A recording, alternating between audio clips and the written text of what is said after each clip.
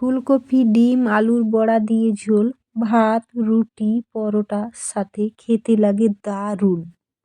Welcome my icon Bandana blog. এই রেসিপিটি বানানোর জন্য কি কি লাগছে চলুন তাহলে দেখে নেওয়া যাক। ফুলকপি নিয়েছি, ডিম নিয়েছি, সেদ্ধ আলু নিয়েছি 2 টুকরো, টমেটো কুচোনো, ধনেপাতা কুচোনো, কাঁচা লঙ্কা কুচোনো, আদা, রসুন, পেঁয়াজ আর নিয়েছি গোটা কয়েক চিনিবাদাম।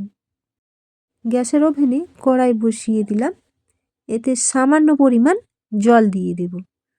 তো জল গরম হতেই এর মধ্যে কেটে রাখা ফুলকপিগুলো দিয়ে দিলাম। এর মধ্যে অল্প পরিমাণে লবণ, হলুদ দিয়ে দিলাম, দিয়ে হালকা সেদ্ধ করে নেব।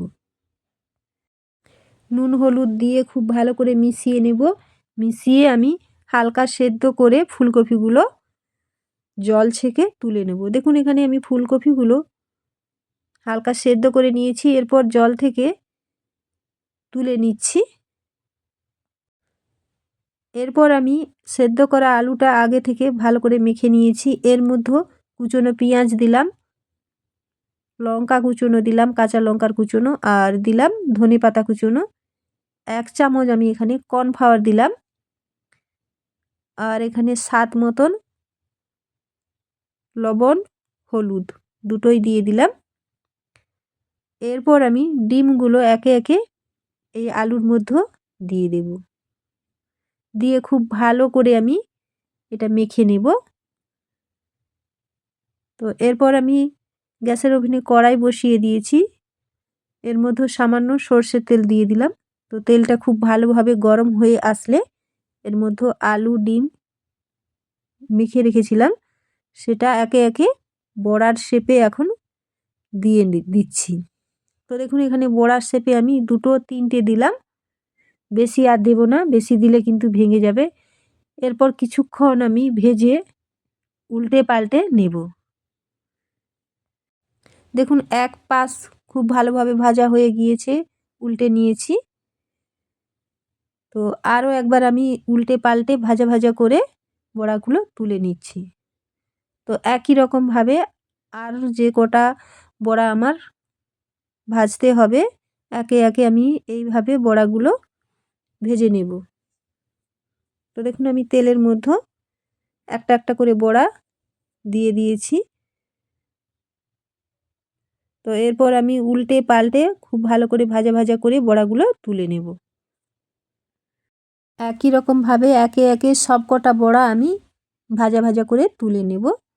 তো আজকের এই রেসিপিটি যদি কোথাও কোনো অংশ আপনাদের ভালো লেগে থাকে তাহলে আমার এই ছোট্ট চ্যানেলটিকে এগিয়ে যেতে সাহায্য করবেন, সাথে লাইক, কমেন্ট, শেয়ার করে দেবেন। আর চ্যানেল যদি কোনো নতুন বন্ধু হয়ে থাকো তাহলে চ্যানেলটিকে সাবস্ক্রাইব করে পাশে থাকার অনুরোধ থাকলো। এখন আমি কড়াইয়ে সামান্য সর্ষের তেল দিয়ে ফুলকপিগুলোকে একটু ভাজা ভাজা করে নিচ্ছি। এইভাবে আরও বেশ কিছুটা সময় হাতে নিয়ে আমি ফুলকপিগুলোকে ভাজা ভাজা করে নেব। খুব সহজভাবে আপনারাও একদিনের জন্য হলেও এই রকম ঝোল বানিয়ে খাবেন। খেতে কিন্তু হয়েছিল দুর্দান্ত টেস্টি। না খেলে কোনোদিনও বুঝতেই পারবেন না যে এত টেস্টি, এত সুস্বাদু হয় এই ঝোল। তো এর মধ্যেও আমি ফুলকপিগুলো তুলে নিয়েছি। এরপর সামান্য সর্ষের তেল এখানে দিয়ে দিলাম। সর্ষের তেল গরম হতে এর মধ্যে একটা এলাচ আর 2টো ছোট্ট ছোট আমি এখানে দারচিনি দিয়ে দিয়েছি। এরপর আদা, রসুন, পেঁয়াজ একসাথে পেস্ট করে রেখেছিলাম সেটাই তেলের মধ্যে দিয়ে দিলাম। একদম সামান্য সর্ষে তেল দিয়ে এই রান্নাটা আমি বানিয়ে দেখাবো আপনাদের। তো এখন আমি এখানে একটা কাঁচের বোল নিয়েছি, এতে সামান্য লঙ্কার গুঁড়ো দিয়েছি, জিরের গুঁড়ো আর পরিমাণে হলুদ গুঁড়ো দিয়ে এর মধ্যেও আমি জল দিয়ে এই মশলাটাকে খুব ভালো করে গুলে নেব। জলের মধ্যে মশলা ভিজিয়ে তরকারির মধ্যে দিলে তার কিন্তু টেস্ট খুবই ভালো হয়। আর এটা খুব ভালো করে গুলে নিচ্ছি যাতে দলা পাকানো না হয়ে থাকে। তো দেখুন এভাবে আমি একটু পাতলা পাতলা করে মশলাটা গুলে নিয়েছি জলের মধ্যে। তো মশলা কষানো খুব ভালোভাবে হয়ে গিয়েছে, এখানে তেল ছেড়ে এসছে মশলার গা থেকে। এখন আমি এই মশলাগুলো এর মধ্যে দিয়ে দিলাম, দিয়ে আবারও বেশ কিছুটা সময় এইভাবে আমি কষিয়ে নেব, যতক্ষণ না মশলার গা থেকে কাঁচা গন্ধ যায়। তো এইভাবে আমি একদম গ্যাসের ওভেন লো টু মিডিয়ামে রেখে মশলাটা খুব ভালোভাবে কষিয়ে নেব। তো এর মধ্যে আমি এখন টমেটো পেস্ট করে রেখেছিলাম সেটা দিয়ে দিলাম। তো দিয়ে আবারও বেশ কিছুটা সময় হাতে নিয়ে মশলাগুলো খুব ভালো করে আমি কষিয়ে নিচ্ছি। গ্যাসের আঁচটি মিডিয়াম করে রাখতে হবে, এর থেকে বেশি রাখলে মশলা পুড়ে যায়, আর মশলা পুড়ে গেলে রান্নার টেস্ট মোটেও ভালো হবে না। মশলা যত ভালোভাবে কষানো হবে রান্নার টেস্ট কিন্তু তত ভালো আসবে। চিনিবাদামগুলো পেস্ট করে রেখেছিলাম, এর মধ্যে চিনিবাদামগুলো দিয়ে দিলাম, দিয়ে আবারও বেশ কিছুটা সময় হাতে নিয়ে খুব ভালো করে আমি কষিয়ে নেব। দেখুন কষাতে কষাতে মশলার গা থেকে তেল ছাড়তে শুরু করেছে, তার মানে এই নয় যে মশলাটা কষানো হয়ে গিয়েছে।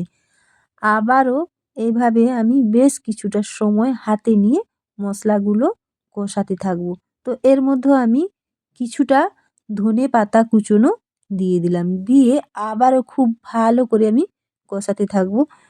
তো এর মধ্যে হালকা পরিমাণ আমি জল দিয়ে দিলাম, জল দিয়ে আবারও খুব ভালো করে আমি কষিয়ে নেব। সর্ষের তেলের পরিমাণটা যদি আরও একটু বেশি দেওয়া হতো তাহলে এখানে জল দেওয়ার কোনো প্রয়োজন ছিল না।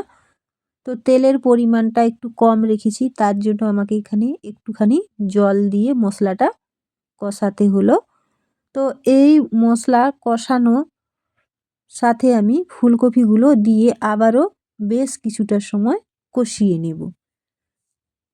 তো দেখুন আমি এইভাবে কষিয়ে নেওয়ার পর এর মধ্যে আমি গরম জল এখন অ্যাড করলাম।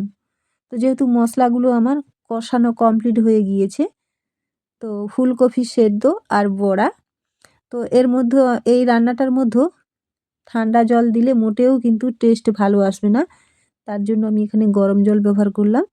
তো দেখুন ঝোল ফুটতে শুরু করেছে, হালকা পরিমাণে আমি এখানে লবণ দিলাম। তো যেহেতু আগে থেকে আমি ফুলকপিতে লবণ দিয়ে সেদ্ধ করে রেখেছিলাম, বড়াতে লবণ দেওয়া আছে। তো দেখো আমি এর মধ্যে বড়াগুলো দিয়ে 2 মিনিট জাস্ট ফুটিয়ে নেব। তো ফুটিয়ে নিলেই আমার আজকের ঝোল রেডি হয়ে যাবে। তো দেখো এখানে আমি ঝোল রেডি করে নিয়েছি, তো দেখেই বুঝতে পারছো কতটা লোভনীয় হয়েছে। তো আজ এই পর্যন্ত।